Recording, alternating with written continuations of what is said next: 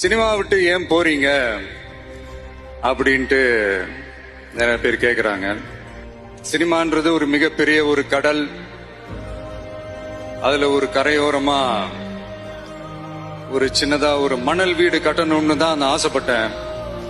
But அதே ஒரு மாளிகையா மாத்தி தந்தது நீங்க எல்லாரும் தான். அது மட்டும் இல்ல, நான் சினிமாக்கு வரும்போது இது எல்லாருக்குமே தெரிஞ்ச விஷயம் தான். இந்த பழைய கதை தான். நான் ஃபேஸ் பண்ணாத விமர்சனங்கள் இல்ல, நான் ஃபேஸ் பண்ணாத அவமானங்கள் இல்ல, இந்த மாதிரி நிறைய காயங்கள் அதெல்லாம் தாண்டி தான் வந்திருக்கிறோம்.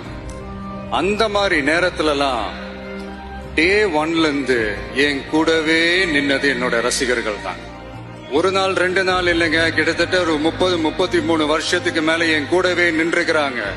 அதனாலதான் நான் என்ன டிசைட் பண்ணேன்னா, அடுத்த 30-33 வருஷத்துக்கு அவங்களோட நான் நிக்கிறோம்னு முடிவு பண்ணிட்டேன். எனக்குன்னு ஒண்ணுனா வந்து தியேட்டர்ல நிக்கிறாங்க, நாளைக்கு அவங்களுக்குன்னு ஒண்ணுனா அவங்க வீட்டுல போய் நிக்கணும்னு நான் முடிவு பண்ணிட்டேன். எனக்காக எல்லாத்தையும் விட்டு கொடுத்த என்னுடைய ரசிகர்களுக்காக நான் சினிமாவையே விட்டு கொடுக்கிறேன். இந்த விஜய் சும்மா நன்றின்னு சொல்லிட்டு போறவன் கிடையாது.